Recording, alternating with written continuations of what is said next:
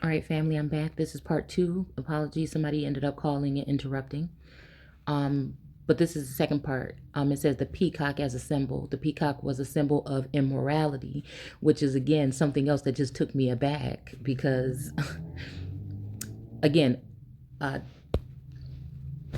a yeah, a download or message about being immoral kind of, you know, I came across something like that the other day and was just wondering what are you trying to say? So, but with all of this together, this is the universe gifting me and showing me something that I have been wondering, that I have been looking maybe to someone to give me the answer. And again, that is my downfall sometimes, where again I know that the information is already in me. Sometimes it just takes me to be able to get some other form of something uh to be able to navigate and tell the story without trying to place you guys in my head where it would be a whole ball of confusion.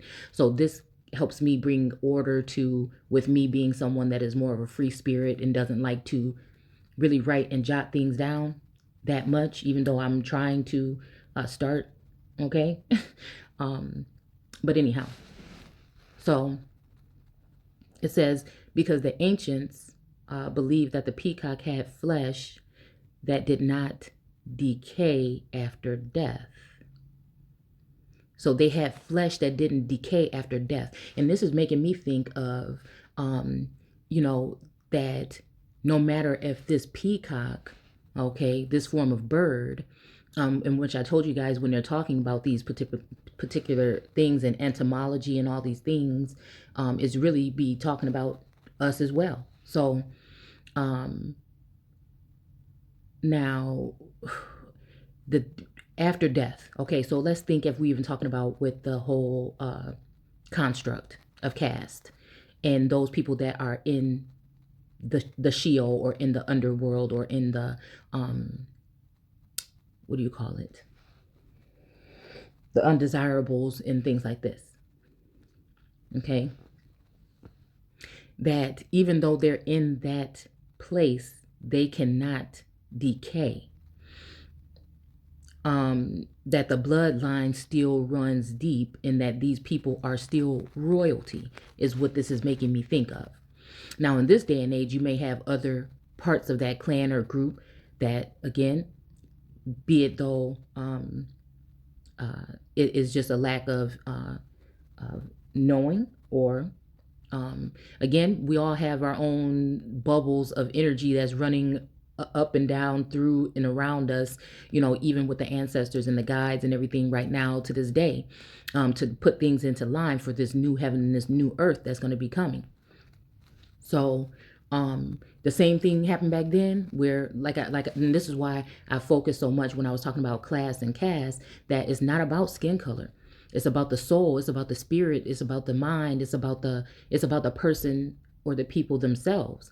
That even people that look like you were the people that were doing dirt or being dishonest, or even in bloodlines and family lines sometimes, thrones being uprooted, or uh, you know just even in our case, not being able to, because someone else has been in charge of, or the overseer of documents, and us not being able to. It's not like we're not trying or we're not dedicating our time. It's just there's some of us that will not be able to find these things because it's been designed that way. Because again, and most of the time, the more things that are going on with your information and you're not being able to put things together, the more likely you are one of the prominent families in this, from that were in this land prior to colonization. And the story has been taken and hidden from you. And again, it doesn't mean that you're not looking as hard as anyone else. It doesn't mean these things. It just means that that's just the way it is. So then you have to go ahead and look to the guides and look to the maybe even what someone may call supernatural, or to look to in a different realm to be able to navigate. And you will be able to confirm certain things by looking at history, in other documents and things like that, but also just an inner instinct, a basic instinct that is leading and telling you exactly what it is. And you'll know, and other things will correlate with that to let you know, hey, well, damn, this person looked just like my auntie. Well, this, and that. Oh, this name was, so you'll be able to put things together. But again, at the end of the day, if you want to put it together and be able to use it within this system, you're going to have things documented and detailed and things like this. But when it comes to this new heaven and this new earth and this new world that's coming, then it's something different. It's going to be all about you, your spirit. Is going to be all about these energies that we're using, how we use them. Did we use them for good or bad, deceit? How did we get there? Okay. So again, so right here we say, let's see.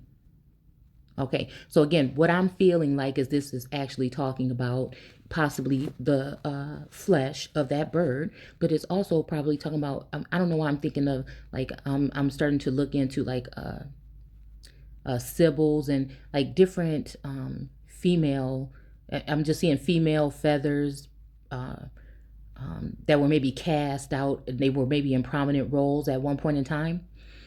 By either their own people or other people, or deceit, or greed, or whatever. And at the end of the day, things are going to be what they're going to be. But what I'm thinking is, it doesn't matter for me, because I see something else at the end of the door. And again, everybody is not going to see what everybody else is going to see, but I see something where it's going to be all right for me at the end of the day. So I mean, it's something about the way you move. So anyhow, if you're doing good, then there's nothing to worry about. So the Greek philosopher and mathematician Pythagoras wrote that the soul of Homer moved into a peacock, perhaps reflecting on the importance of the centuries-old popularity of the Greek poet, while continuing to keep its association with wealth. The bird, which replaces its feathers every year, also became a symbol of renewal and resurrection in early Christian and Byzantine culture. The peacock imagery appears in early Christian tomb paintings and mosaics, especially concerning the resurrection. In the original home of the peacock, India, that reminds me of that image that I just put up on Facebook or Instagram, I believe, the other day, that had something to do, I feel, with this whole next lifetime, we'll call it that, thing with the girl, the concept of the soul ties, or whatever we want to call it. Okay, some people coming back and being tied together over several different lifetimes. Okay, a certain couple. Okay, or a couple of couples. I'm just saying. So let's see. Okay. So again, peacock symbolized royalty and power. So again, even if you're dealing in that realm of being so-called dead, it doesn't take away that power, and don't give up, because at the end, it's going to go beyond all of this systematic, structured kind of stuff, and we're going to be dealing with a whole nother entity altogether. And it's going to be more about who you are and how you've been moving and what you really been doing, and if you really been trying to preserve yourself and do something for the better good, and if you really been answering your call or your calling. So let's see. Royalty and power. One of the most important symbols of this was the so-called peacock throne. Okay. Yeah. So, which was built in early 17th century for the Saran. I don't know. The name was taken from two peacocks covered in gold and jewels that were part of the throne. Unfortunately, the original was captured. You hear what I'm saying? Now, my soul siblings, you're gonna, I'm just trying to do this the best way that I know how. You'll be able to. And again, I'm just doing this because I'm just called to do it. So there's no animosity, there's no hate. You guys already know how I operate. It's just I've been getting this feeling, and I'm just going just. This is not the first storyline. This is not the first message that I'm getting from the universe that something just ain't right. So it was taken from two peacocks covered in gold and jewels and that were part of the throne. Unfortunately, the original was captured and taken to Persia by Nader Shah in 1739 and was never seen again. Although future thrones were generally known by the same name in Persia, a fair interior gold and bejeweled throne that was presented to an Ottoman sultan by a Persian ruler is sometimes erroneously referred to in the same way. Some cultures believe that keeping peacock feathers indoors is bad luck. So like even this is trying to make me think about the whole thing, the concept of going out into the sun, even if it's for a small time, and how the sun is being blocked from us right now, where I can feel it excuse me, rejuvenating, and cleansing and sending messages and signals directly to your vessel, or for especially in these times. And it's just horrible, I guess, that's what's going on. But you'll notice that even when it comes to the people that are what they call black sheep, or outsiders, or that have been that are loners, or fine with everybody else thinking like, oh, too bad, or they think that these particular people are seeking some attention, when all the attention that they need in the world is already within them. They ask and receive. And so it really, what I'm saying, they just don't fuck with this world like that. So, it's hard for them to maneuver in it, because they just see no purpose in any of it. So they seem to seek self in higher source. But anyway, let's see. Some cultures believe that keeping peacock indoor. So again, these people would be more likely staying in the house, things like this. But time is up for all that. We gotta keep moving, keep ascending. So, I just can't wait to spring. Like, this is the happiest time I ever. I think I commented on a post earlier and said something. I think somebody said something about something, but it has something to do with my response was, what about spring? And they commented, it's never gonna come. And it made me say, oh, damn. Because, a lot of this thing about Ostara and Esther and whatever has to do with spring or life-giving or anything like that, right? So I don't know if that means like the life giver is not going to be, what I'm saying? Even on American Gods, how she took, Ostara took away life and everything died, to when they started to wage war on the new gods, and they said they'll give it back when they pray. So anyhow, so indoors is bad luck, for instance. And it makes me even think about how, like, these particular people would have been in tropical or more sunny areas, where us, a lot of us that are in the Midwest, a lot of us originals, and and down south too now with this snow, it's being a little bit more of a hard time. And then not to mention all of the elements that are inside of the snow, that are probably not the best for us to be breathing in or anything, bathing with or anything. So let's see, for instance, The daughters of the house may never get married, but it's okay to have them outside. Yeah. Just even, it even making me think about like outside of the fence or outside or cast it out.